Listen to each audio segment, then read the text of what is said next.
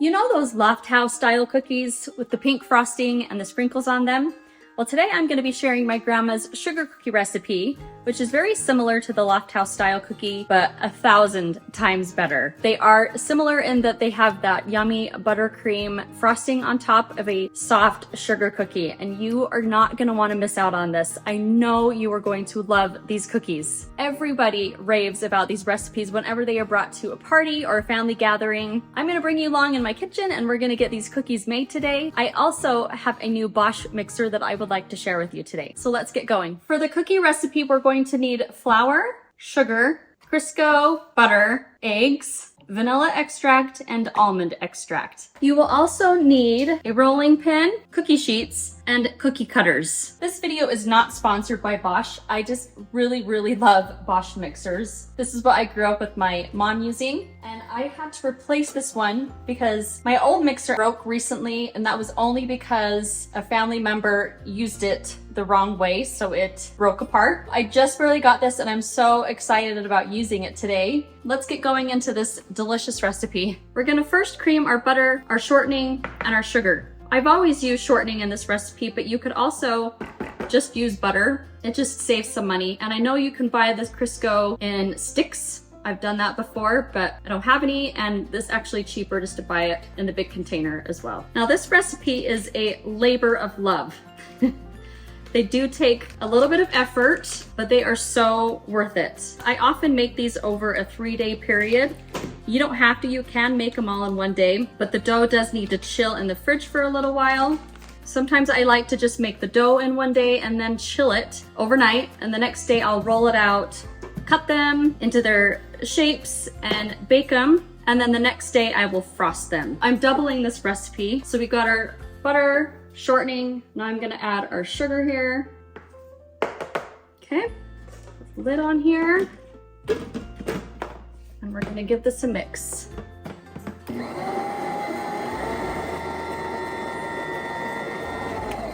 Okay, just give the sides of the bowl a little scrape. Add one short little mix here. That looks nice and creamed. Next, we're going to add in our eggs. Like I said, I'm doubling this, so I have 6 eggs here. And then we're going to add in our vanilla and almond. I apologize for my shaky hands. I do not know why I have shaky hands, but I do. Maybe it's just because I'm getting old. I don't know. Okay, there's our vanilla. Now we're gonna add in the almond. Oh, and this is what makes them smell so good. Whew. This brings back so many memories. My mom makes these at almost every family holiday party. Everybody gets so excited and loves them so much. All of my siblings, we get so excited if there's any left to take home, and sometimes we will hide them from our children so we can eat them ourselves.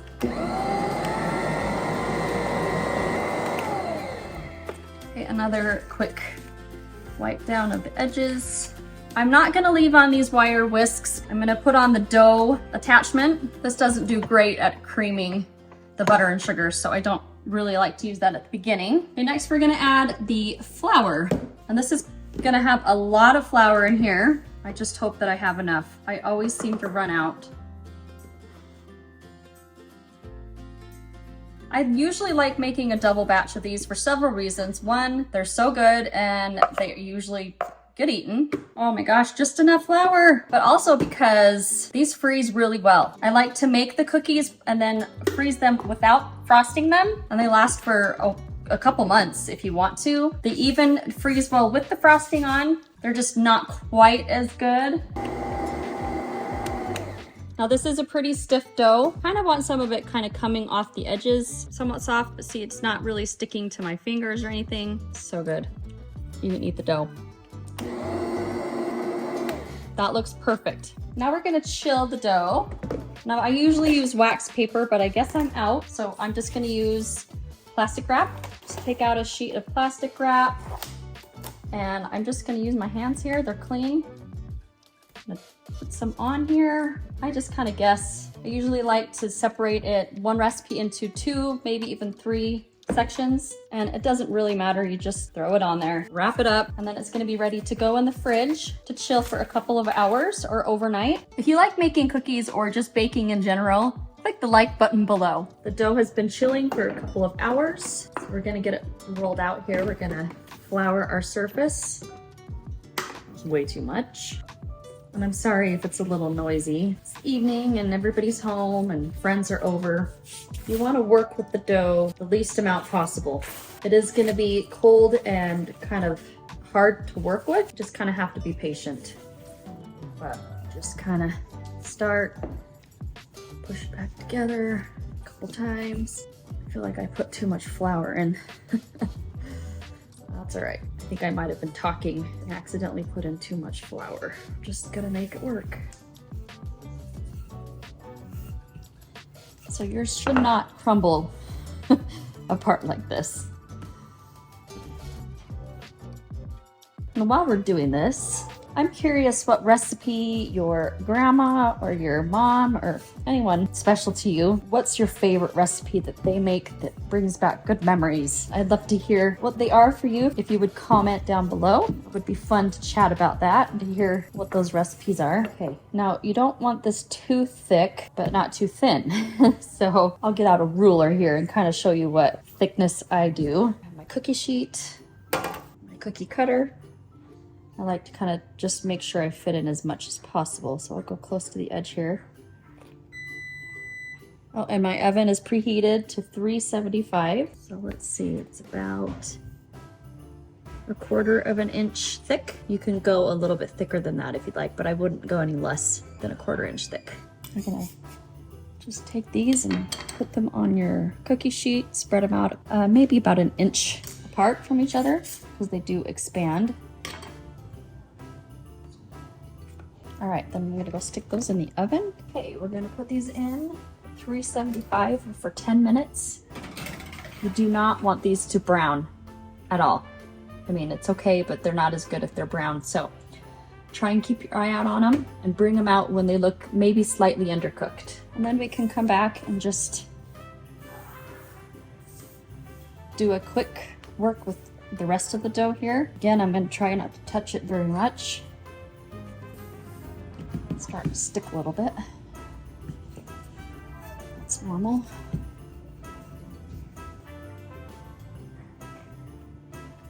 Perfect.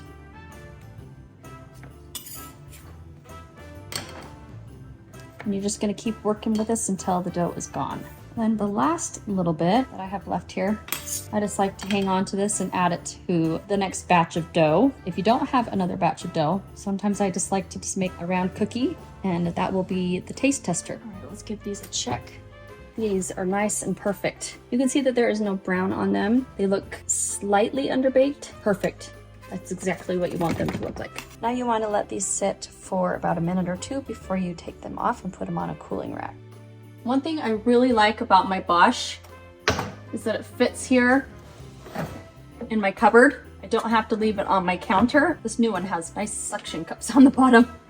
All right, today we are going to make the buttercream frosting for these sugar cookies. You will need butter, powdered sugar, half and half, and a little bit of vanilla. And I'm gonna use my Bosch mixer today. Now you don't have to use this kind of a mixer. I often just use my handheld mixer. I really am enjoying my new Bosch, so I'm gonna use that today. You're gonna want the whisk attachments on your Bosch or your machine, whatever you're using. As you can see, this recipe is well loved. I will leave this recipe down below if you'd like to try it out. And I think you should because it's amazing. The first step you want to do is to melt your butter. So I'm just gonna go ahead and put this in this little container here. Give this a quick microwave. Just a quick reminder that this video is not sponsored by Bosch, but I do love this Bosch, so I did leave a link below. I do make a small commission if you use my link, very small. All right, so I'm gonna put the butter here in the mixer. And I'm going to be adding 4 cups of powdered sugar. Okay. All right, next you're gonna add in about 1/4 of a cup of cream, half and half. This is something you just kind of have to decide on what consistency you want. It's a little bit more, but that's okay. I might just have to add a little more powdered sugar.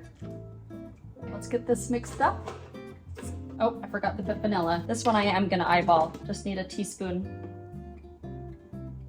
Now I'm gonna make sure that this top is on. Otherwise I will have powdered sugar all over my kitchen. Okay.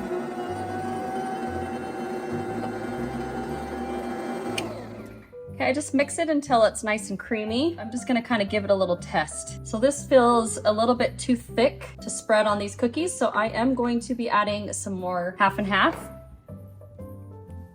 And just a tiny bit at a time. You have to do a lot of playing around with this recipe.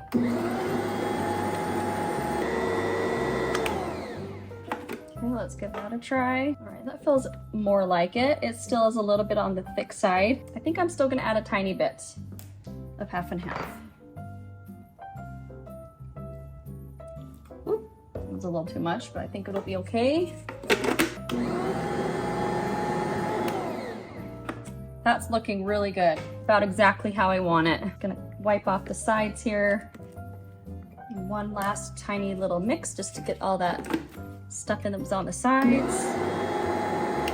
Okay, let me show you the consistency. You can see it's still stiff, but it's gonna be really nice for spreading. If you wanna keep this just white, that would be perfect. Or if you wanna just have one food color in here, add it in, whip it up. We like to do several different colors. For Christmas, we usually do the red, green, and yellow. We actually put them in cups here, just evenly, or if I wanna leave some white out, that's fine too. Sometimes I use it for piping, but I really like to just make these pretty simple. We have our three colors here. We've got yellow, green, and red. I know it's not red, it's basically pink, but I don't really care. It's close enough. I have a little just paper towel here for when I'm frosting and putting sprinkles on, and another little paper towel just to set the finished cookies on. Got all my sprinkles here. We have a ton of sprinkles. I'm just gonna get started. I'm gonna show you how I frost these cookies. I like to do my stars in yellow, and I just kind of spread on each spot. You want to put it on somewhat thick, just so good. Now these cookies are fresh for 2 days, possibly 3, depends on where you keep them. If you keep them like outside in the cold, if it's cold where you live, that's what I do. Or you can keep them in your fridge. They'll last for 2 to 3 days, tasting fresh. But you can also freeze these cookies. You can freeze them finished like this if you'd like, or you can just freeze the cookies like I did with these. And then you can also freeze the frosting separately. And then when you are thawing it back out, you can just whip it up, or you can even put it in the microwave for just a couple of seconds just to kind of get it soft again. And then I'm just gonna put a few sprinkles on. My kids love to do the sprinkles. And these cookies are a special cookie that I only make about twice a year, and it's always at Christmas time. And my kids love decorating them, so that's why I have stars. This is for Christmas. I also do a fun little Valentine's tradition. It's called Cupid's Crazy Cafe that I found online years ago, and I'm hoping to make a video about that soon. It's so fun. Kids just, they absolutely love it. Oh, well, I guess I have to eat that one. Darn. Oh, perfection. Now that you are in the baking mode, you can go ahead and whip up some banana bread. Click the video here to check out my recipe. Thanks so much for coming, and I'll see you next time. Bye.